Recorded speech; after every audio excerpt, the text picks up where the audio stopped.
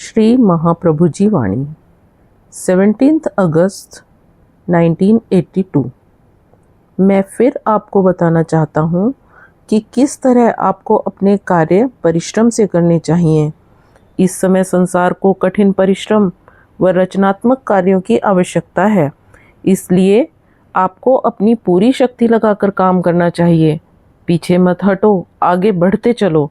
तुम्हारे प्रत्येक शुभ कार्य का एक कदम सारे विश्व का कल्याण करेगा। अपने कर्तव्य का सम्यक रूप से पालन करना ही सबसे बड़ी सफलता है। सभी साधनों में यही ऊंचा साधन है।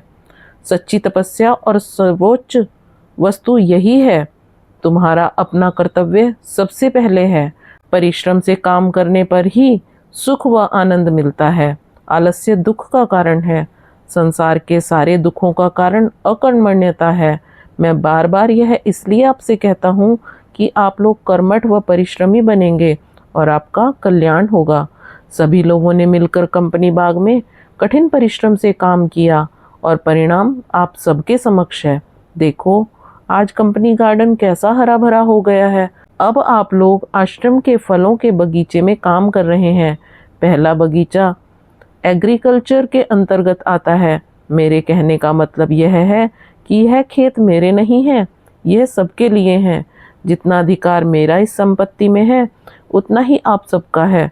मैं चाहता हूँ आप सब लोग वीर सैनिक बने और अपने अपने कर्तव्यों का पालन दृढ़ता से करें। इसी में आपका कल्याण है। मैं चाहता हूँ कि संसार के माया जाल में फंसे हुए लोग मुक्त हो जाएं। इस समय सबका जीवन असुरक्षित है। अब एटम बम आदि विनाशकारी अस्त्र शस्त्रों के आविष्कारों से पृथ्वी इस समय बड़े भारी खतरे में है, जो कि क्षण में पृथ्वी को नष्ट कर सकते हैं। मैं वीर व साहसी मनुष्यों की सृष्टि चाहता हूँ। आलसी व अकर्मण्य परंतु ढोंगी भक्तों से तो नास्तिक या अज्ञानी अच्छे, जो कि कठिन परिश्रम करें व कर्मठ हों। मैं चाहता हूँ कि अहिंसा का जो दुरुपयोग हो रहा है वह मिटाया जाए। झूठे व अनुचित सिद्धांतों के पालन करने से मनुष्य की विवेक शक्ति क्षीण हो गई है और उसका खून पानी की तरह पतला हो गया है।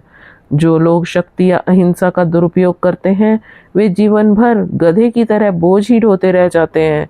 वे जीवन की यथार्थता से दूर ही रहते हैं। आप सब लोग यहाँ विश्व सेवा के कार्यों में सहयोग दें, जिससे बहुत कुछ विश्व का कार्य संभाला जा सकेगा और यहाँ ही सफलता प्राप्त हो सकेगी। जो लोग सच्चे ईश्वर भक्त हैं, वे कर्मठ होते हैं। भारतवर्ष के जो मंदिर व मठ नष्ट प्राय हो गए हैं, उनका भी इस तरह पुनः निर्माण हो सकता है। अब लोगों में जागृति पैदा हो गई है और आध्यात्मिकता की तरफ उनका झुकाव बढ़ रहा है। आप सब लोगों को खूब साहस बटोर कर रखना चाहिए, जिससे आप संसार में हानिकारक प्रवृत्तियों से अपनी रक्षा कर सकें। इस संसार में हजारों राम, कृष्ण, ईसा या मूसा नहीं हुए। ये सब तथा और भी अनेकों व्यक्ति, राजनीतिज्ञ जैसे चर्चिल, मुसोलिनी, लेनिन आदि हुए, जिन्होंने सारे संसार को प्रभावित किया। परंतु ये प्रभाव व परिवर्तन होने वाला है। यह परिवर्तन एक बड़े पैमाने का होगा, जैसा कि महाभारत के समय हुआ था। अपने काम में पीछे मत हटो, आगे बढ़ते जाओ। कर्मयोग तुम्हारा पहला कर्तव्य है।